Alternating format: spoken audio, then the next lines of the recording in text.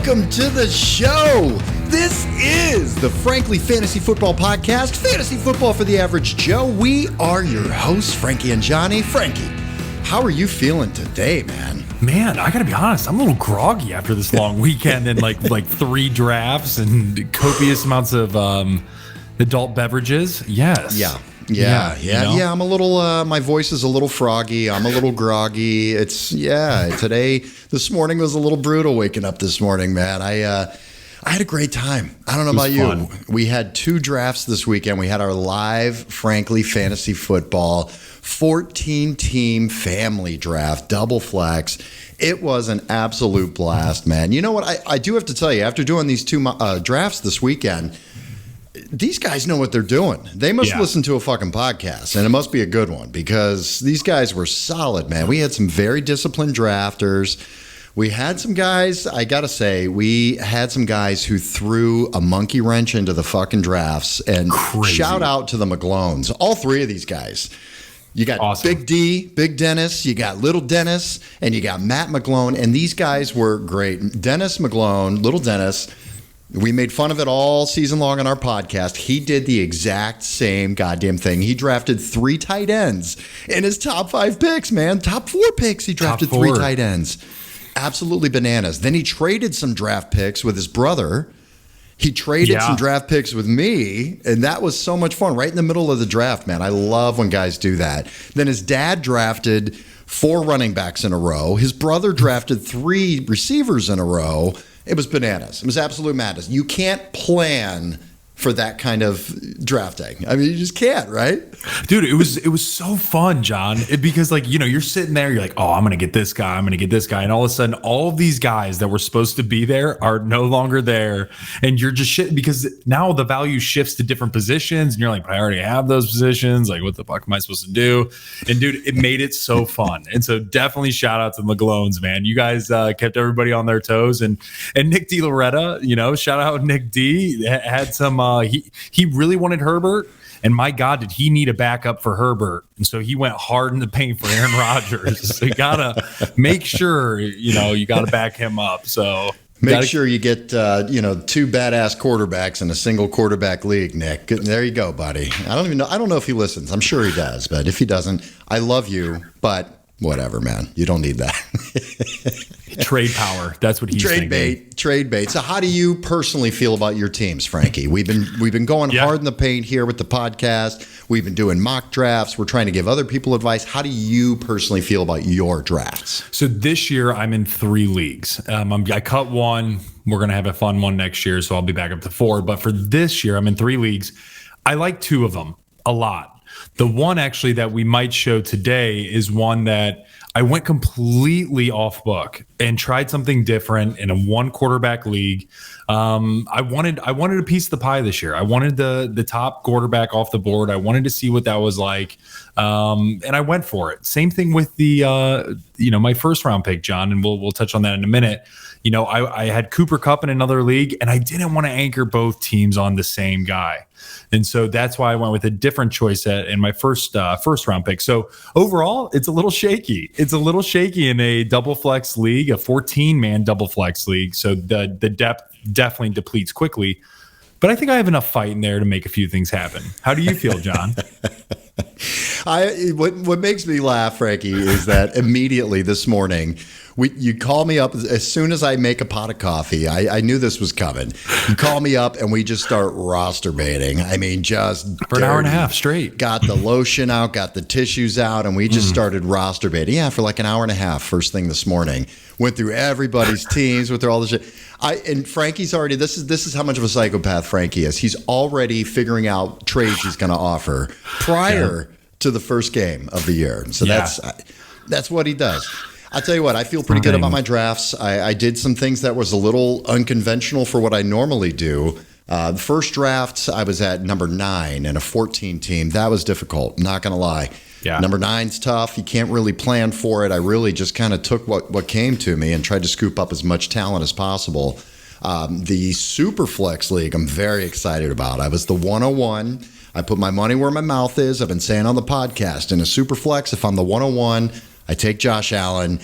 I got my boy Josh Allen this year. I never get a good quarterback. I'm always streaming quarterbacks. I'm so happy. And then what did I do in round 2, Frankie? I came right back around. Yep.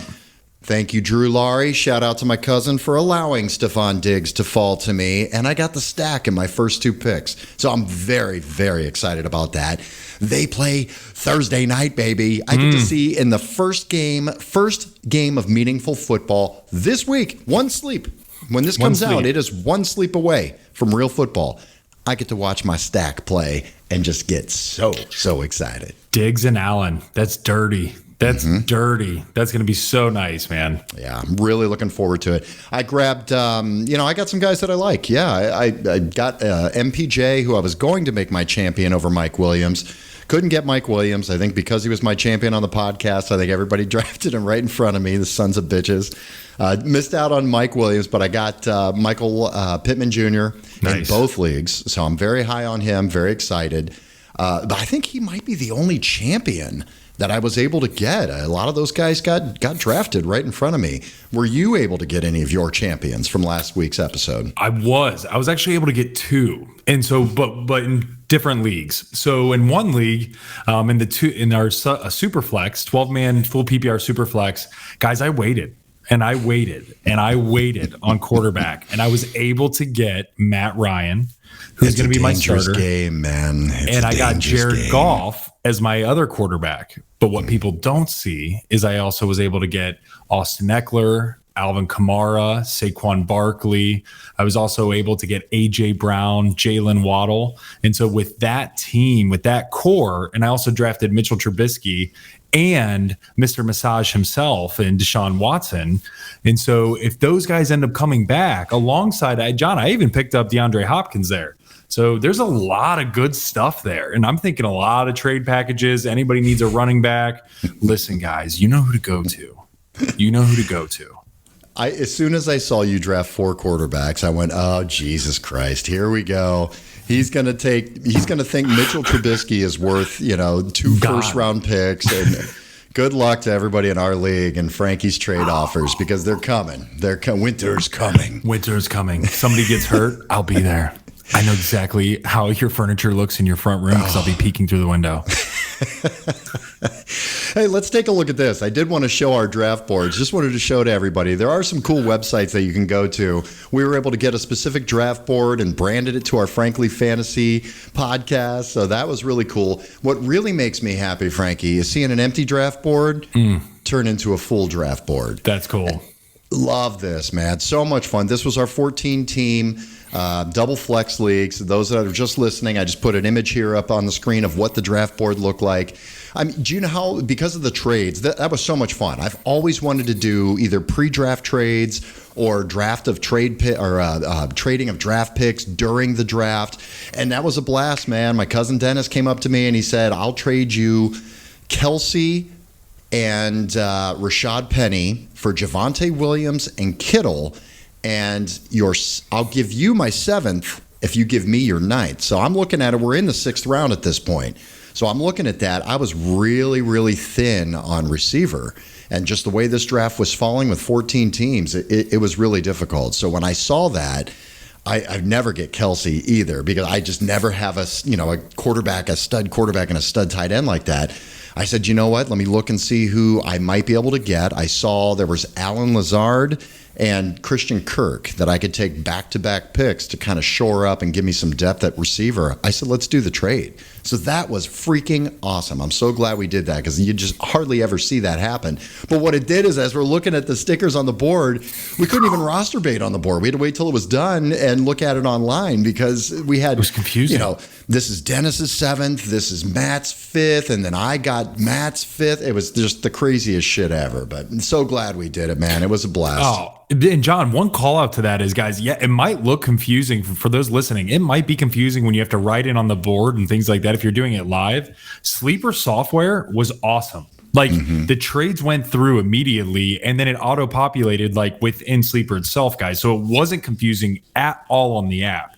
It's just, when you put pen to paper, making sure you follow along, you have a bunch of, fantasy football guys and not, guys that really know how to put things up in the correct order. So, especially after a few beers. So, yeah. Oh, yeah. Did we have some beers? I think we had a few Just beers. A few. Yeah, I had a couple beers. Yeah. All right. We have to do this, and I'm doing it because it was fun and it was great. But we've got to do a shout out to our champion. We did have a good picture here. That's awesome. I want to give a shout out to Paul Rapp, my brother-in-law, a.k.a. Ultimate Wolf. There he is with the Frankly Fantasy Trophy. That trophy that goes back, that one I think goes back to 2012? 2012, Yeah. I think it is. Yeah, and the other league goes back to 2008 that we have the champions all listed there. But yeah, it's fun. He's got his name on there. A guy's been to the Super Bowl 2 years in a row, has lost, and nobody remembers, who got second place. You're on the board. You are in the Hall of Champions. So congratulations to Paul Rapp, a.k.a. Ultimate Wolf. Definitely. Well done, Paul. Well done. Well deserved, man. Good. Now fly your ass back to Florida and get ready for war. Take the trophy to Florida, get ready for war, and let's go, baby. Let's go. Thank you all so much for joining us today. We've got a great show. We've got some news and notes, and then we're going to get into a little segment we call Flex Appeal. We're going to talk about now that everybody's teams are set, everybody's staring at their teams and go, what do I do? Who do I start? We're going to look at some of the flex players, maybe some RB2s or some flex receivers that you can look at of, they're questionable. Do I start these guys? Do I not? Frankie and I are going to dig into a couple of guys we like based on matchup. So everything pre-draft at this point means nothing. We're looking at real players matched up against real defenses. So we can dig into that a little bit. Don't forget, you can follow us on social media. Take a look at the ticker down at the bottom there. Facebook and Instagram, and now on YouTube at Frankly Fantasy Football. Please go to YouTube and subscribe and hit that notifications bell so it tells you when we're having a new episode come out. Also on Twitter at Frankly Fantasy F. All right, Frank, let's get into the news. The season 2000 yards you just don't expect. Absolutely lost. Football. News and notes. All right, let's get into it here. We'll get into some quick ones here. James Robinson, running back for the Jacksonville Jaguars, is set to play on Sunday, which, man, I'm telling you, there's a couple of these guys that have come off these Achilles injuries. Has anyone ever actually come back successfully from an Achilles injury? It's rare, man. Yeah, it's rare. You're going to have to go back. I mean, we looked at Marlon Mack as a really good example, John, and he was a stud for the year that he was at Indy and playing, tore his Achilles, and he's not even rostered. He's not even on a team at this point. So, we're gonna kind of find out with James Robinson here. Yeah, it seems pretty shocking that he's actually going to play week 1, but that's what they're saying. I would not roll him out there, just so everyone knows that. They've got Travis Etienne as well. I'd like to see, there's a lot of players that I'm going to say, I'm going to keep this guy on my bench for a week or so and see what kind of usage and what kind of volume he's getting. But James Robinson is looking to play on Sunday potentially here. Another guy coming back real early from an ACL tear, Chris Godwin, wide receiver for the Tampa Bay Buccaneers, playing with Tom Brady. Ooh. He's practicing for the first time without his knee brace since he tore his ACL. They're saying he could be available for week 1, so keep an eye on that status as well. If you've got other options, his ADP dropped big time because of this injury. Chances are you don't have to start him. If you don't have to, I probably wouldn't. I'd wait and make sure he's completely healthy. There's very little chance he's at 100%. Wouldn't you agree? I totally agree. This is a wait and see. He might be a decoy. He might go in there and relieve a Russell Gage or something like that because Russell Gage has also been beat up. So, no, man, I think this is something that, guys, you definitely need to pump the brakes on for week 1. Yeah. Another guy, Alan Lazard. This is frustrating because I did draft him. This whole wide receiving room for the Green Bay Packers is very frustrating. We really don't know yet. They don't know yet, is what it sounds like. Everything from all the coaching staff and from Aaron Rodgers is that there's not a clear number 1. So we're going to have to see how things develop here. But Alan Lazard has an undisclosed injury that they're not saying what it is. The head coach Matt LaFleur says the team will, quote, see where he is at as the week progresses. I don't like that at all. They're not saying what kind of injury it is, and they're waiting to see where he's at as the week goes on. I would not plan on starting Alan Lazard this week, unfortunately. He may play, but it could be on a limited basis, so keep an eye on that. Rams quarterback Matt Stafford is, quote, ready to go with, quote, no limitations, according to head coach Sean McVay. That's good news. So I know we had in camp, he had a little bit of an issue with an elbow. That seems like everything's going to be fine there. Same team with the Rams, Cam Akers and Darrell Henderson, both running backs. They are, quote, good to go after suffering some soft tissue issues in camp this year. This is another interesting one. Let's just touch on this real quick because I know Cam Akers is another one of those guys drafted fairly high, drafted maybe third round, I think something like that, maybe on the 2-3 turn even. Achilles injury again, right? And he came back at the end of last year. This is a very interesting split backfield that I'm not personally sure what to do with. Cam Akers, I think, went in the 3rd or 4th round. Henderson went at like the 8th round. I mean, that's a big gap if you're looking at something that could be close to a 50-50 split. What do you see as far as those guys? Let's just look at week 1 right now. Cam Akers and Darrell Henderson playing on Thursday night against the Buffalo Bills. Good defense. How do you feel about starting either of these two? I hate both. I hate both this week, John. I really do. I think there's a lot of different factors coming into play here. I think number one, the Bills defense has significantly improved. Guys, they added Von Miller. They added a few linebackers. Like this team at Oliver's back, like you have a superstar defense on top of a nightmare offense.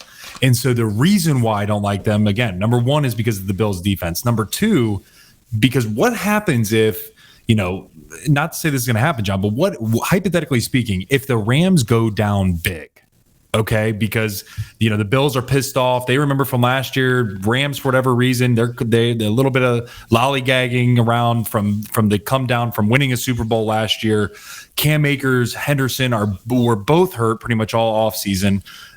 Of course, Matthew Stafford's going to come out and say there's no limitations. But the reality of the situation is there was absolutely something up with his elbow and hindered him from throwing the ball 100% for multiple weeks. So all of that to be said, I don't like it. I think this could be a Bills runaway type of game. I think that with that being said, then it's going to turn to the passing aspect. So I think Cooper Kupp could have another huge game. I think that we could really see Allen Robinson have a really nice game. I think Higbee could be a dark horse for this type of week. But for me, the running backs, though, I don't know, man. I think with the injuries and the defense and everything else I listed, I'm scared of that. I would be nervous if you're owning both. And so if Cam Akers, for instance, John, has to be your RB2, that's fine. But then I would definitely go a high floor on your flex just in case, because you don't want to go a high ceiling or, a high risk at your RB2 and at your flex spot. Now, if you're looking at Henderson and you don't have Cam Akers, I still wouldn't start him, even in my flex. I think there's better options for your week 1 matchup than it is going against the number 1 defense, arguably, on top of the number 1 offense, arguably. So I just don't think it makes sense for week 1 until we kind of figure out how this backfield is going to be constructed. Are they actually healthy? Like, what does this look like kind of moving forward? Again, that's just my thought process on it, man. I don't want to start the running backs for either of these two teams on Thursday night. I think both teams are going to want to establish the run early. Yeah. I just don't think both teams are going to be able to. I don't think either of them are going to really be able to. And as soon as one team starts letting loose, the other one's going to have to as well. So I think the running game will be abandoned pretty quickly with both teams. I really do. I don't think they're going to have a choice. Okay. Eagles have claimed Trey Sermon off the waivers, so he is now an Eagle in a very crowded backfield. I don't think he's going to have any fantasy value, but watch that Eagles backfield. It's going to take a couple of injuries for somebody to really, I think, emerge out of that. O.J. Howard signs with the Texans. Great, whatever. Who cares? Cool. Brian Robinson, running back for the Washington Manders. He is eligible in week 5, so that's something to keep in mind here. He did take the job. He was taking it. He was looking like he was going to be the starter, taking it from Antonio Gibson. Had the gunshot wounds. He was shot a couple of times in the leg from the carjacking that we talked about. But he is eligible to come back in week 5. So we'll be giving you the news on how he's doing. But I know he was drafted. I know he's going to be on a lot of people's IR slots. So week 5 is the target we're looking at right now. J.K. Dobbins, saw a video of him on Bleacher Report. He's still limping. He was still limping in camp. This is a couple of days ago in practice. That's not good. They just signed Kenyon Drake. Gus Edwards is on the PUP right now. What are we looking at with this Ravens backfield? I mean, is it going to be Kenyon Drake, who just walked in there last week? I mean, it's not like, luckily it's running back where they can kind of give him some simple plays and give him the ball and do that type of thing. But what do you do? Yeah. Do you start anybody with this Ravens backfield in week one? I think if you have to, John, you can start Mike Davis potentially. That is as throwing a Hail Mary gross as it gets, right? That's gross. They drafted Tyler Batty out of the 6th round from Mizzou. Obviously, they don't feel super comfortable with that choice if they're bringing on additional guys. JK is totally not ready yet. I'm John. It is not even. I don't even think he's that close. If I'm being completely honest with you, it doesn't. I think look it's good. a few weeks out. I do too. And Gus Edwards. I mean, God, he's not ready by any means. And so it's going to be Kenyon Drake. It's also going to be Mike Davis. It's going to be Lamar Jackson. And so that's what it's going to be, John. And that's the God honest truth. So for me, no, guys, don't waste your time starting one of these backs. If they go off, that is a complete, it's not normal. That wouldn't be a normal decision or thing to happen in this style of offense with who they're really playing. So, John, I would probably deter from a running back for the Ravens and then, look elsewhere. Yeah, there's no way I'm throwing all my money in on Mike Davis and feeling good about starting him. No chance. They're going to run the tits off of Lamar. Definitely. I think Lamar's going to have a monster year, man. Monster year. All right, per Jeff Duncan with NOLA.com, there is, quote, positive news about Michael Thomas's hamstring. So there you go, Frankie. He was one of your champions, correct? He sure is. Yeah. Saints head coach said the 29-year-old is dealing with a little bit of a hamstring. Just a little bit hamstring. Just minor. That's it. Little bit of a hamstring. The small part. Tell you what, I woke up this morning. I felt like I was dealing with a little bit of hamstring, man. I did some surfing, I did some fantasy, and I drank my face off. How sore were you? I feel like I have a little bit hangover right now, actually. So good news for Michael Thomas. Frankie, do you feel good about Michael Thomas in your flex right now? No, I don't. And it's strictly a week to week thing. But the reason why I'm saying that, yes, is the answer eventually. Whether that eventually is week 2, week 3, week 4, hell yeah. The answer is going to be yes. Week 1, no, not right now. And he might be the guy, John, that we say no to that blows up. I could totally see that week 1, but I just don't think the Saints are gonna risk it all on week 1. And so therefore I would be putting him aside, starting a different guy, maybe like, a couple that we're going to name coming up here. But no, I think there's other options, again, to give you a high floor for your week 1. Yeah, I agree. I like that call. Okay, Jalen Reagor traded to the Vikings. Cool. Chargers signed Sony Michel. Cool. Sweet. It's Sony Michel, though. You know what's going to happen is that there's going to be some injuries, and then they're going to bring him in to steal Austin Eckler's goal line work, midway through the season or towards the end of the season. That's just kind of Sony Michel's thing. That's what it is. Jets head coach Robert Saleh says that quarterback Zach Wilson has a chance to play, man. Really? Approximately 3 times a week I have unprotected sex with your mother. Yeah, little Zach Wilson, a little fucking Mormon kid. Do you think that's bullshit and completely coach speak? Yeah, don't do that to Zach Wilson. You're playing Baltimore. Why would you do that? Think logically for a second. That is complete coaches speak. That is completely trying to throw off the the Ravens DC. There is not a chance in hell. Honestly, he's probably a little weirded out that he's like, hey man, I got to start Joe fucking Flacco against his old team. This isn't great. This isn't great. So I'm going to hide this until Sunday. So no, the answer is, yeah, he's not playing. You don't do that. No, if you're in a super flex 2 quarterback league and you've got Zach Wilson, I would not play him, even if they're saying he may start or he is going to start. It's a shit matchup anyway. Awful. You're not going to want to roll him out. So absolutely not. Okay, that is our news and notes. Frankie, let's get to a little flex appeal, shall we?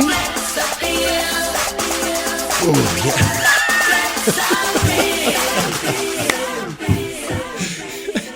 Don't you ever do that dance again. I can never, ever see you do that again. You know what? I'm clipping that, and I'm going to start running some ads and boosting those posts on social media of you just doing that little dance, though. Yeah. All right. All right. Oh, God. All right. So what we're going to do here Frankie's got some guys that he likes based on matchups. These are guys that they're not sure you're in a wide receiver 1, probably not your 2. No. These are going to be your either running back 2 that you struggled with, or flex guys that you're looking at choosing from in your flex. Not guaranteed starters. A lot of them are new faces and new places as well, so you're not really sure what to expect. So we wanted to touch on some of these guys, see if we can give anybody some ideas of why we like them or why we think they're a good start or a bad start for that matter. I have a feeling I'm going to disagree with a couple things you have to say, Frankie. I love doing that. Yeah. Yeah, and then we're going to discuss a few other difficult matchups that we might be looking at here. Yeah. In the meantime, while we're flexing, Family Guy could literally have a video for us every single week. They've just got something on everything. And every time I search fantasy football or flexing or anything like that with Family Guy, just great stuff comes up. Enjoy. Maybe I should go in. He's so upset. He's just being melodramatic. You've got to ignore it if you really want to help him. Are you flexing? What? Me? No. Why would I be flexing? I mean, I have sort of been hitting the gym, so if you wanted to see how it's going... Gadoosh!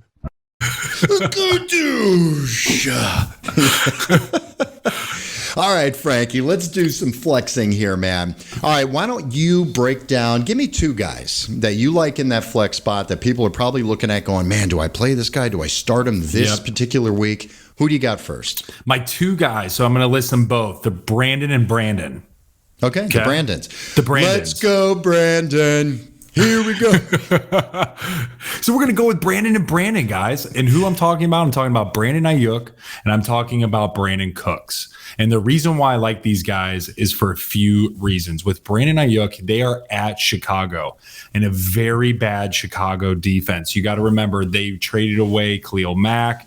They've already had injuries, a very, very down, the complete reorg inside of the Chicago front office, a lot of changes going on.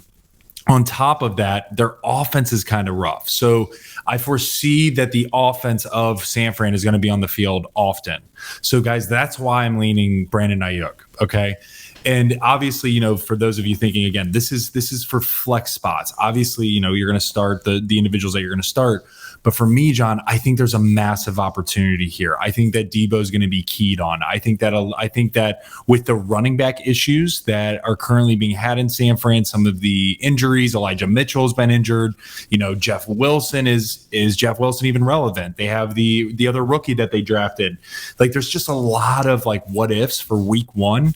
The one that isn't a what if, that has been doing incredible throughout camp, has been that of Brandon Ayuk. So I just see a lot of chemistry, John. I think this matchup bodes very well for those that are in PPR, even half PPR, to really reach out and start this guy. I think, again, this is a dream matchup for him. What are your thoughts on Ayuk there, John? Yeah, this is one of those guys, and I'm glad you brought him up, because this is one of those guys. Not only was he scary to draft, but he's scary to start. So you look at it and go, can I start Brandon Ayuk? Because most of last year, he did absolutely nothing. He was in the doghouse. He had some issues. But with Brandon Ayuk, number one, he's in a mind meld right now with Trey Lance. They worked mostly together. He's got a better connection in camp and in practice than Trey Lance and Deebo Samuel had. That's very interesting. He's healthy as hell right now. Yep. And if you look at his last couple of games here, last 5-6 games, after week 11, he was averaging double-digit points in fantasy. Didn't really see it because by then you weren't really playing him, or you plugged him in for a couple of games, and you probably didn't make the playoffs if he had to start Brandon Ayuk. Mm-hmm. So we didn't see a lot of the fantasy value for him. But he had, 7 targets, 6, 6, 10, 5, 6, 7. If he's getting those kind of targets and they're Trey Lance targets, I do think that he could be a really good flex play this week. The matchup looks pretty solid. I don't hate that matchup against Chicago at all. So I'm with you, man. I feel fine starting Brandon Ayuk in my flex. Nice. And then again, the other Brandon is Cooks. For me, John, he was the guy I was targeting as my receiver to first flex. He was the guy that I think that this Houston team is not going to be a good team. They need somebody. They need something. Again, we mentioned Brandon Cooks only having 1 year where he didn't have 1,000 yards, guys. There's only 1 year, even last year. Okay, so yes, Davis Mills has so many question marks. Yes, the offensive line has so many question marks. Yes, they have a new coach. Yes, they have a rookie running back. Yes, if you can name the receiver 3 on that team, I'll send you a Starbucks gift card, right? You don't know. And so Nico, and I'm not talking about Nico Collins, okay? So like it's just a bad situation outside of Brandon Cooks. So I think, John, they're playing Indy, which they're going to get trampled. I think this is going to be a massacre. It's a good defense. I think that, and a great defense.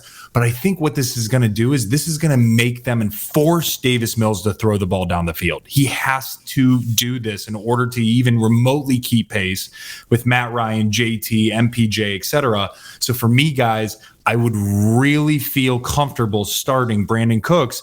Again, I think his target share is going to be huge, and I also think that his yardage could be really solid this week, again, because of the game script. So that's why I like both Brandons this week, John.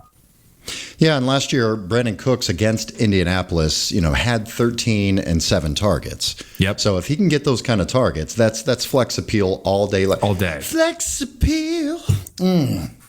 Yeah, I like it. Yeah, do the dance. There it is, buddy. All right, I want to talk about somebody that I love in my flex. This is a guy that I did draft in one of my leagues. Okay. Actually, no, I did not draft this guy. He was part of a draft day trade I made, like halfway through the draft. But I did like it. I'm talking about Rashad Penny at home versus the Denver Broncos. Listen, Rashad Penny, if you draft the guy, it's smoke him if you got him. Mm-hmm. We know the guy is not healthy. The guy could take his first snap and he could tweak an ankle or a hammy or something. He is made of glass. But if he is healthy and he's starting, I think you got to roll him out there. I think the upside is absolutely huge. He won people leagues at the end of last year. Definitely. Coming on because he was healthy. The other thing to look at, this is very much going to be a timeshare at some point, but he's alone right now. He's absolutely alone. Kenneth Walker, the rookie who was drafted, is hurt. He's not going to play. He's listed as questionable, but they're not going to roll him out there if he's in a limited capacity like that. So Rashad Penny does have the backfield to himself. You've got Geno Smith, who is not Aaron Rodgers throwing the ball. They're going to try to establish the run as much as possible. Yes, it's a good Denver defense. Yes, everybody's going to be focused on Russell Wilson. But I think what the Seattle team does is try to control the clock, try to slow the game down, and use Rashad Penny in that. And Penny's one of those guys that can break out a 50-yard touchdown anytime he touches the ball. So if you've got Rashad Penny, you're looking at a flex spot, absolutely plug him in. I don't love him as much in a PPR, but half PPR standard, he's a slam dunk flex start to me. What do you think about Rashad Penny? Yeah, I think it makes a lot of sense this week. Obviously, let's call a spade a spade. The Denver defense is very good. They're very, very good. They're going against a team that, from an offensive standpoint, isn't right now. And it's not a knock against Geno Smith necessarily. It's just kind of it's kind of a knock against Geno Smith. As weird as that sounds, but he's just not to the caliber. I don't want to call you a cocksucker, but I think I just called you a cocksucker. Yeah. So, John, the other thing too is the biggest thing for me is why I like Rashad Penny is because Kenneth Walker Jr.'s hurt, and so then you're looking at there's Travis Homer and DJ Dallas. Okay, cool, right? That's the pass catching side of things, and so I think that they're going to have to rely on this. Pete Carroll's known for a ground and pound. This is just what it is. I think it's a good start. I think that he is definitely in the upper echelon of individuals that I would look, especially in a standard half PPR. Full PPR, I might go a different route. But yeah, I think that's a good call out. All right. I like it. Let me give you another one here, Frankie. I've got Christian Kirk at Washington. He's a guy I drafted as well. And I know a lot of people aren't really sure what to do. And no fantasy analysts have really given any, great arguments, about Christian Kirk because honestly, none of us really know. We weren't sure what in the hell they were doing, paying him that much money and that kind of contract. But the bottom line is that they see something in him. Apparently, he's had a great camp. He's got a good connection with Trevor Lawrence. He is going to be the number one. And they've just had mediocre receiver play last year. They had a terrible coach. We've got a new coach now. The Urban Meyer fucking nightmare experiment. Super Bowl winning coach now. They've got a Super Bowl winning coach. That's absolutely correct. So I think there's a lot of opportunity, and I think it's going to be a volume play with Christian Kirk. At Washington, it's not a defense I'm terrified of by any means with the secondary. So I'm going to play that game of let's see if he's going to get the targets. Let's see if he's going to get the volume. I'm willing to put him out there in my flex over, some of these other guys who are very, very questionable. Some of the rookies that have not even played in the NFL yet. Christian Kirk, we've seen him do it. So I feel good about what he was able to do last year as the second, third option in Arizona. Now he's going to be the first option, really, in that offense. So Christian Kirk, fire him up in your flex. I feel good about it. Yeah, John, I'm with you, guys. I think this is somebody that's really being slept on. I really believe that. Zay Jones, I don't care what you say. Zay Jones had a nice year, his rookie year, coming out of East Carolina into Buffalo. Outside of that, he's fallen off. Yeah, he just signed a hell of a deal with the Jags, 3-year, 20-some million. Okay, great. Agent did a hell of a job. That doesn't necessarily mean he's going to be a great player just because you get a good contract. And so actually, I like the opposite of Zay Jones and that of Marvin Jones Jr. You could also make a potential argument for the 31-year-old guy, the old vet that knows, this style of offense already. He's already played with that of Trevor Lawrence. But I like Kirk's upside. I think that if you go back to watching Trevor Lawrence, a lot of things that weren't talked about was how well he threw to the slot receiver in college, right? And so when you translate that into an offense like this of a Doug Peterson style, guys, we've saw Nick Foles thrive. We've saw a lot of players like that thrive. And so now you add a much better, much more raw quarterback, in my perspective, with Trevor Lawrence, and a guy who people are going to be really keying on, probably Travis Etienne, et cetera. Now you have a burner out of the bat or in the slot. I think he gives a lot of upside in a Washington defense. Mind you, Chase Young is still a little beaten up. They have a few other defensive linemen that aren't 100% healthy yet. So they're walking into a Jags offense that is completely revamped. And John, here's the kicker. And this is not even tangible. There's nothing behind this, but they might take them lightly. And I'm not saying that in a weird sense, but a lot of times, when you're coming in and you're licking your chops, I mean, look at what happened with Carson Wentz already when he went into Jacksonville to make the playoffs. Now we have Carson Wentz again going and playing against the Jags. And so, again, that has nothing really to do with the fantasy perspective, but there's just a feeling you get. And so I really do like Kirk this week, man. And I think Kirk is going to be very interesting for the entirety of the year. I could see him being very similar, maybe a poor man's Brandon Cooks, type of player. Yeah. I think Zay Jones is going to take the top off the defense. Marvin Jones Jr. is kind of your possession guy. Yep. And I think it's going to leave Christian Kirk just to run free all through the middle of the field. He might be an absolute target monster. He finished the year last year with 12, 9, and 9 targets. Fantastic. Put him in your flex, for Christ's sake. Yeah.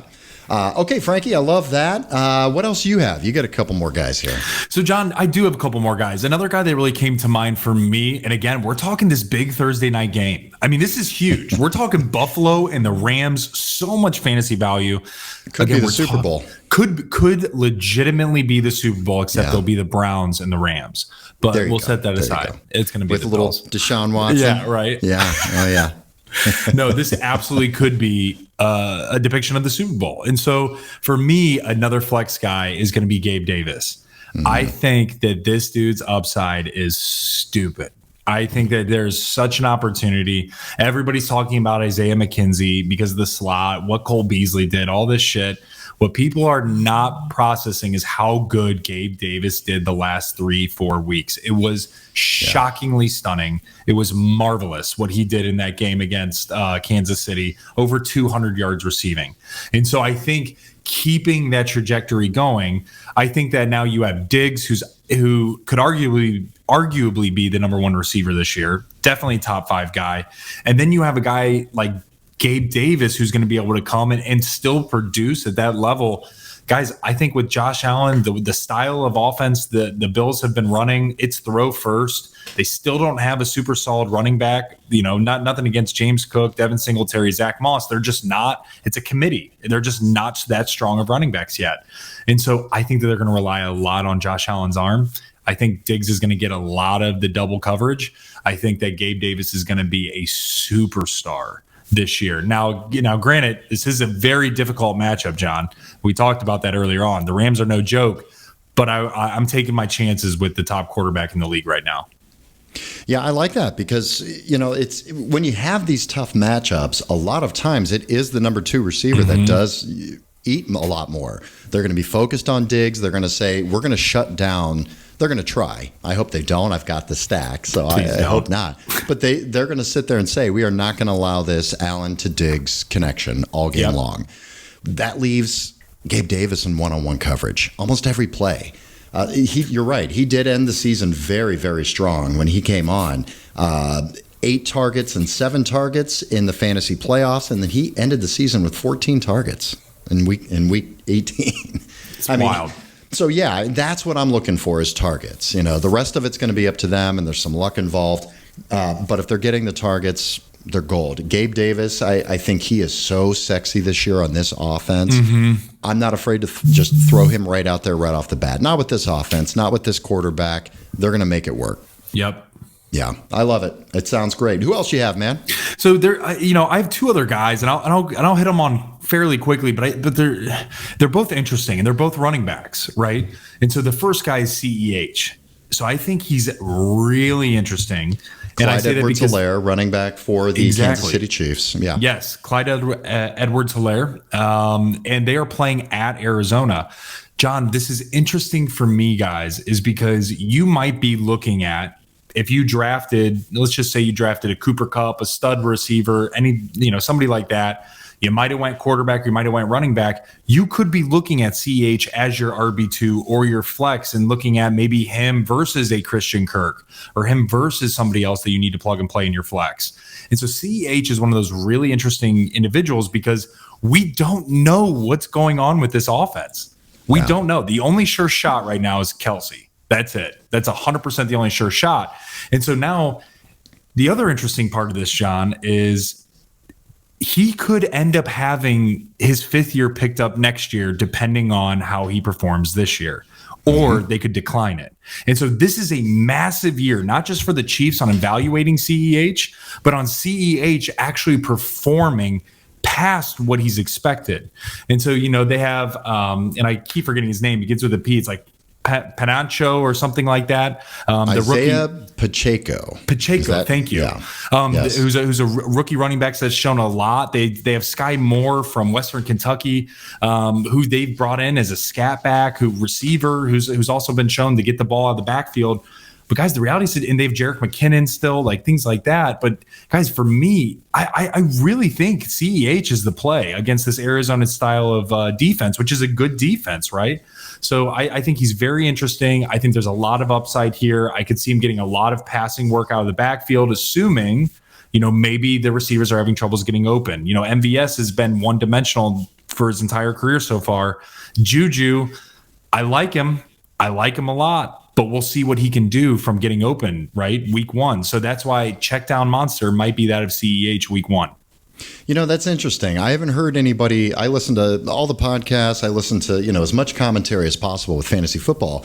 I haven't heard a lot about that, and you just kind of made me think of it, that maybe of all of these vacated targets with Tyreek Hill leaving and the whole revamping of that receiving core, maybe the beneficiary finally is Clyde Edwards-Helaire. Maybe it is now, because that's what we all freaked out about. We're like, oh my God, Andy Reid just drafted a pass-catching specialist running back. Huge. Holy shit, this is Brian Westbrook all over again, Yep.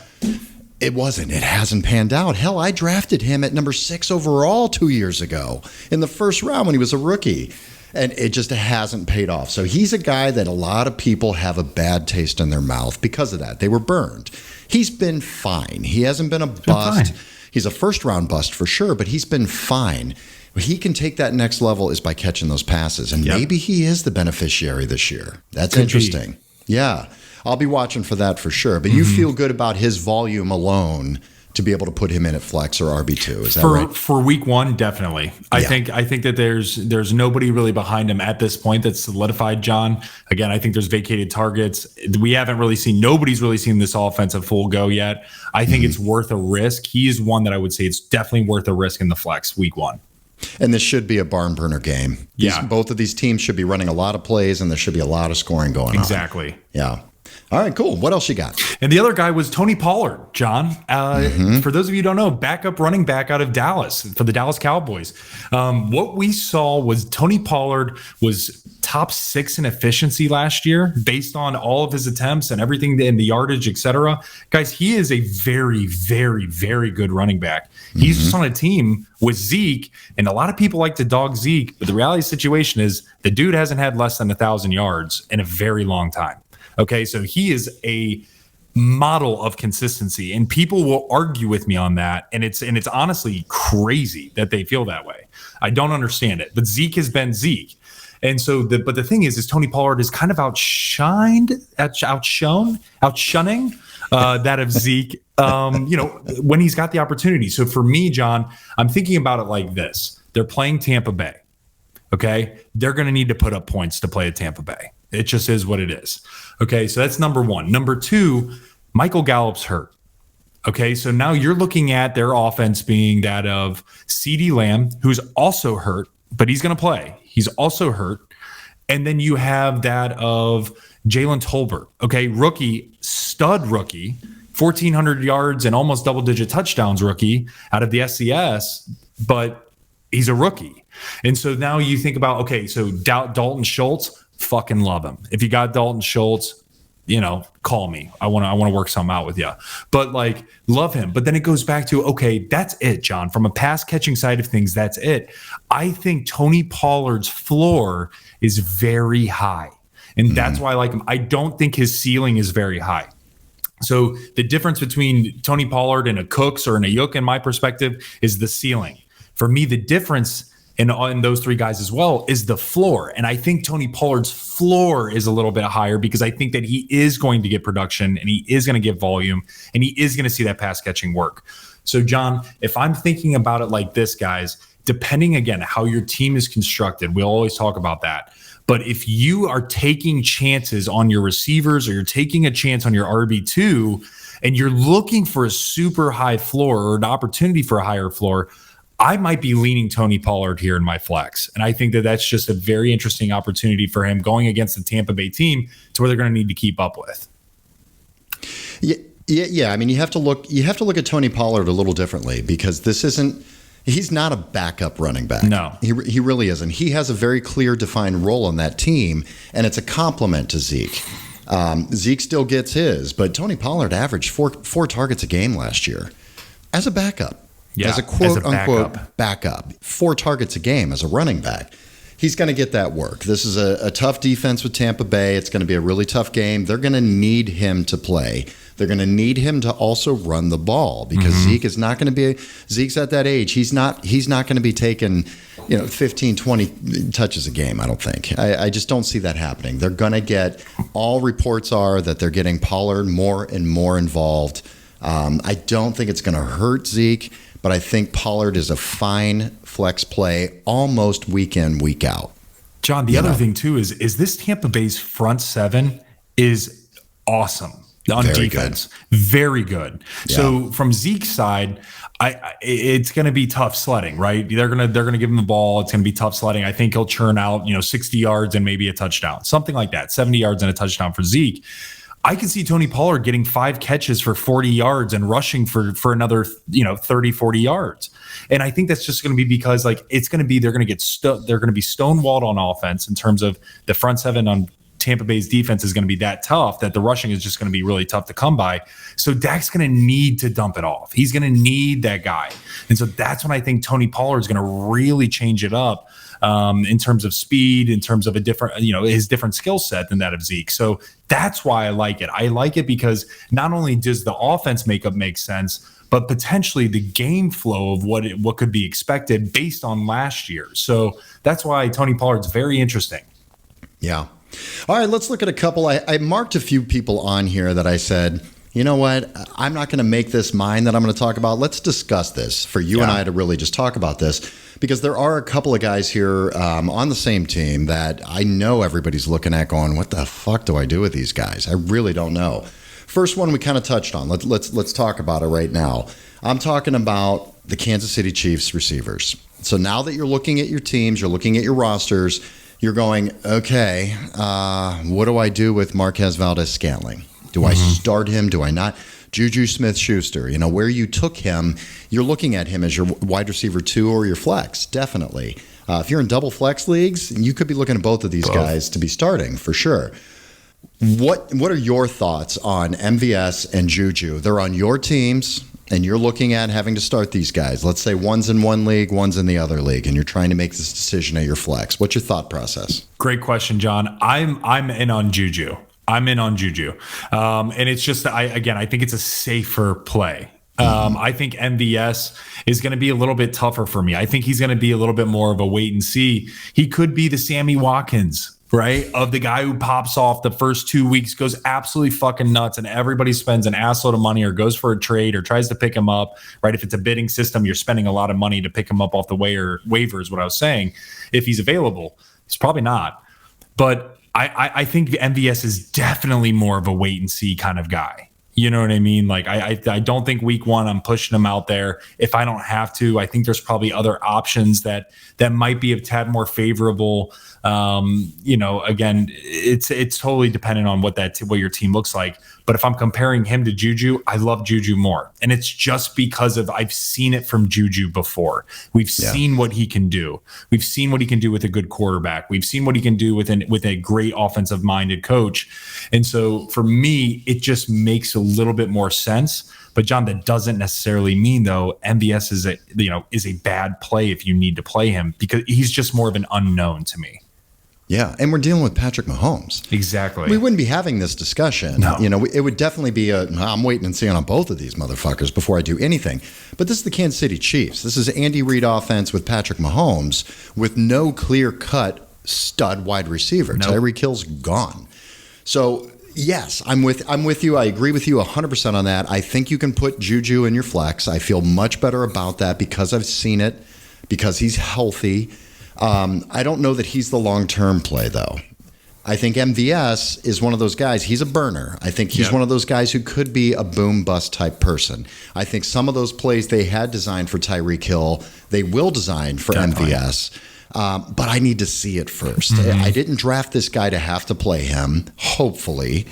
So I'm not going to take the risk. In fact, I want to see a couple of weeks. I want to see how this offense works, how they're throwing, to how they're utilizing these receivers, and see how many targets he's getting. Because it could be maybe he gets 2-3 big long shots down the field, and if he doesn't hit on those, he's going to be a total bust. But he could hit on those and have 2 long touchdowns, in a week. I hate playing that type of player. I don't want to have to guess every week, is he going to get lucky? I don't want a guy that has to get lucky. I want to know he's getting volume. He's getting targets. All right, I agree. All right, here's another tough backfield. This is actually a decision that I've had to make this week. I'm still going to have to make because I'm not sold on what I'm doing here for this. I'm talking about the running backs for the New York Jets. They're playing at home against Baltimore. Tough D, man. We've got Breece Hall, the rookie, and we've got Michael Carter Jr., second year. Okay, let's talk about this. I've drafted Breece Hall. I think I got him 4th, 5th round. That's about where he was going. I love the prospect of Breece Hall. I have no idea if he's number 1, the starter, if he's number 2, going to be getting the volume. What I like about, I know long term he's going to be fine. I want him. I think he's going to be great. He was definitely the best running back prospect. Put in a decent situation, he's going to get a ton of volume. What I'm worried about is that the Baltimore defense is going to shut this team down immediately, and they're going to have to just throw the ball like crazy. It's going to be Joe Flacco getting his ass beat. I don't know if this team scores against Baltimore this week with Joe Flacco. I think they're going to try to run the ball a lot in the beginning. I think they're just going to have to abandon it. So that's my fear with Breece Hall. So I have Breece Hall, and instead of Breece Hall, I'm starting Ramondre Stevenson. I saw it last year with Ramondre. I know he's in a timeshare. He's splitting the backfield as well. But I think they're going to run the ball and be able to run the ball more. And I saw it last year with Ramondre Stevenson. I haven't seen it yet with these guys together. I haven't seen Breece Hall on the field yet. So I'm very concerned that he may play very well and may do well. I think they're going to have to abandon the run very quickly.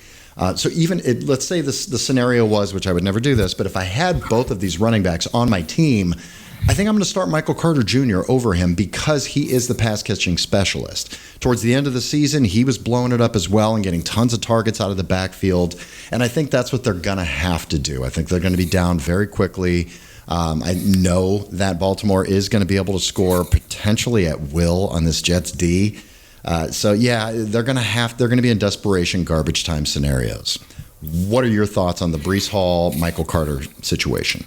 John, I am really against both of them for this week. And I'm not saying that for even week 2. I'm saying for week 1, this matchup, this is sketchy. The reason why I was looking away, John, is because I was like, as we're talking, I want to look up actually that defensive front because it's all I keep hearing about is how good the Baltimore Ravens defense is and through camp and everything. It's disgusting. And I mean that in a very good way. So so they're looking at Calais Campbell. They have Owe, who is the awesome defensive end from Penn State, young guy. They have Michael Pierce as a defensive tackle. They also have Patrick Queen. They have Justin Houston, Marcus Peters, Marlon Humphreys, and Kyle Fuller. Guys, Kyle Fuller was the nickelback from the Bears, who's a stud. So needless to say, I just listed off. Yeah, why did these songs come to my head all of a sudden? Never made it as a wise man. Yeah, a little Nickelback. I know you loved Nickelback, didn't you? Dude, I just went through photograph. Every fucking time it never makes me laugh. Those are the exact words. You nailed it, man. I did, right? You strike me as a guy who was so into Nickelback. Dude, absolutely. Are you kidding me? I even had the necklace. Like, oh, dude, it was Figured You Out. That was one of my karaoke songs. Don't get me going there. But so as I'm looking at, John, this defense, it just goes to add to it, right? And so, guys, for me, I'm looking at, the Breece Hall. The question was Breece Hall, number one. And then, hey, does Michael Carter make sense? The answer is no for this week. And I'm saying that because you need to look elsewhere. Now, if Breece Hall is your RB2, and you might be looking at, guys that just don't make sense to plug, to switch him out, you got to run with it. Roll with it, see how it works out, cross your fingers. It is what it is. But if you're looking at the potential for him being in your flex or something like that, or you have a Chase Edmonds, a very good example of what we use for Holly, Kelsey, to where, hey, you plug Chase Edmonds in at your RB2 spot, you have a little bit more high side with his pass catching capabilities. Now, if you're looking at Breece Hall in that flex, I don't like it. Go elsewhere. I don't like it, especially with Joe Flacco at the helm. We don't know what's going to happen. This could get ugly quick. And then if Lamar's rushing, if the Baltimore Ravens stick true to who they've always been, the clock's going to run out very quick, right? Because of the rushing attack. So it just doesn't make sense for me, John, to have Breece Hall. And it doesn't make sense for me then to put in Michael Carter Jr. Again, Michael Carter Jr. could be the next McKissick, to where there's a lot of volume from a pass catching side of things. There's a lot of value for a guy like that to hold on your fantasy team, to plug and play maybe in a flex 1 week, or even in somebody gets injured or a bye week, whatever. He could end up being that guy, and he's not even drafted, in most fantasy leagues right now. But look elsewhere for this flex pick. I don't think the upside is worth the risk here, especially week 1. You're going in with a beat up team. By the way, Mekhi Becton, your starting left tackle, is out for the year. You had another injury. If you're a Jets fan, I'm talking about, if you had another injury on your offensive line from a Jets perspective. Now your quarterback's hurt. You still have 2 young receivers and Elijah Moore. You have the rookie Garrett Wilson. You really think that they're going to rely on Breece Hall right now as the guy to get them through Baltimore? I don't see it, man. I don't see it. So for me, I could see Breece Hall's stat line being 10 rushes, 12 rushes, 50 yards, and, a catch. I think that that's really what it could be. And so, guys, look elsewhere. And I'll tell you what, if he blows up, great. I'll take this one and I'll shove it up my own ass. You know what I mean? But for this, I'm telling you, I think there's better plays at hand. Okay, after you just got done shitting on Breece Hall, let's test it here, okay? Sure. Breece Hall or Antonio Gibson? Antonio Gibson is at home versus Jacksonville. Antonio Gibson. That's a volume for this play, matchup. For this week. Matchup. Breece Hall or Cam Akers against Buffalo? Coming off of a devastating injury. I'm going to have to go Cam Akers, and it is very close. It is very, very close. It is. Okay. That is like right in line. Either both of them suck for this week, for this matchup. It's a very tough matchup. I'm leaning Cam Akers a tad just because I've seen Cam Akers come back from the injury already, seen him perform a bit more. Yeah, I'm leaning more Cam Akers. That's gross, isn't it? That's tough, man. That's gross. Real hard. Breece Hall or Miles Sanders? Breece Hall. I'm going Breece Hall. I don't like Miles Sanders at all this year. I think that's why they brought in Trey Sermon. Hot take. I think Trey Sermon could end up having the job come mid of the year, John. That's real hot. I don't think Miles Sanders is the guy. He's been hurt every single year since he's been drafted from Penn State. Kenneth Gainwell, the fact that he's even remotely an option is shocking because that just proves how bad Sanders has been. And so I do not like Sanders at all this year. Okay. Even for this matchup. Yeah. Okay. That says a lot. Wow. All right. Well, that's not good because my brother Sean has a choice between Antonio Gibson and Miles Sanders. So that's going to be poop. God, I mean, we might have to change the Saquon Barkley poop drop to Sean's decision on his RB2 every week. I think he's going to keep wiping and wiping and wiping. No. Anytime we get together with him, we'll just have it casually playing, just walking together or anything. I feel like I'm wiping a marker. All right, I have two guys that I just want to throw out there, special mentions before we sign off here. A couple of guys you can plug in. If you have them sitting on your bench, you drafted them, got them maybe 7th to 9th round, and you're wondering if you should put them in your flex. These aren't guys that I love, but these are guys that I think would be safe if you took some shots on some of these rookie receivers, maybe some guys that had some soft tissue issues, a little banged up in the offseason, and maybe they're going to be ready for week 1, but you don't want to take that chance. I'm talking about guys called Robert Woods, Bobby Trees, and the naked fucking mole rat, Hunter Renfrow. God forbid we have a podcast without mentioning the naked fucking mole rat, right? So these are guys, I don't love them this year, but I like them. They're guys that I think have a high floor. They're not going to kill you. They're not going to lose you your week. But I think they have a very low ceiling as well. If you've got a Treylon Burks, paired up with Robert Woods, I'm scared about some of these rookies. We're not really sure what they're going to look like. Some of them take quite a while to really get going. Look at Amon-Ra St. Brown last year. He didn't do shit for the first 8 games, really.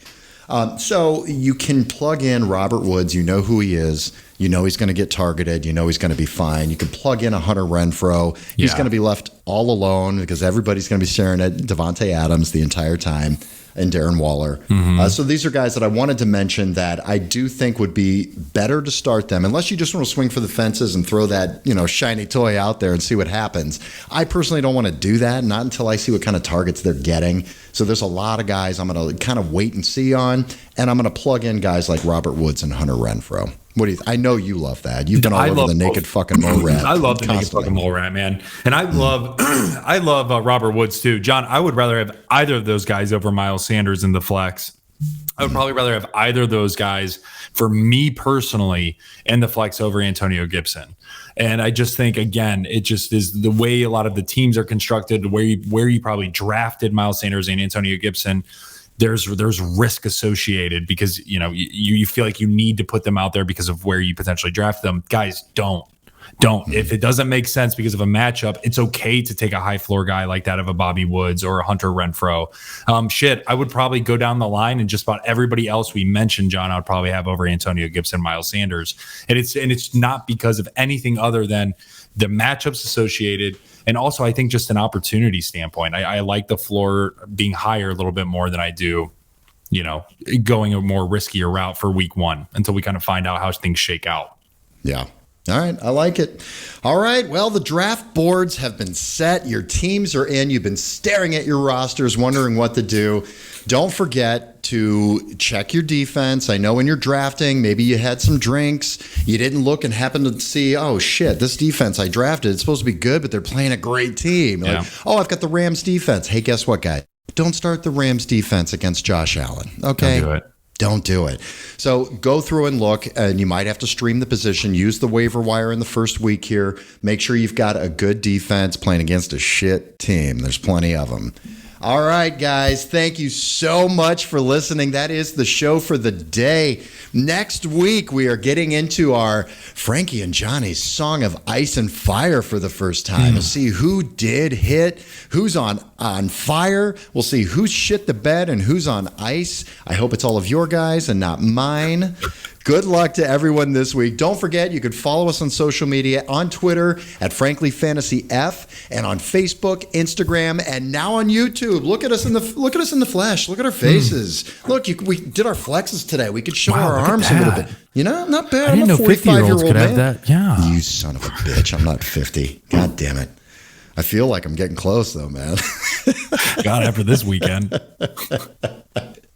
Please follow us on YouTube, subscribe to us, and click the notifications bell. It'll tell you every time a new episode's coming out. Our weekly cadence is starting now. Every Wednesday morning, you're going to have an episode. We're going to talk about the waiver wire. We're going to talk about news and notes. We'll get into maybe a few would you rathers from time to time. We'll do our Song of Ice and Fire, and we're definitely going to get into some matchups, some starts of the week, our little flex appeal like we did. You got to love the flex appeal.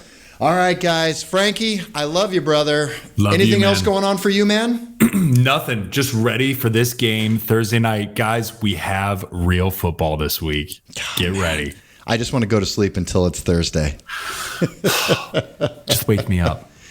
Wake me up when September ends and get, little Billy Joe going on that one. Little Green Day. I like that. All right, man. I'll talk to you later. I love you, brother. Namaste, Frankie. Namaste. May the fantasy gods smile upon you.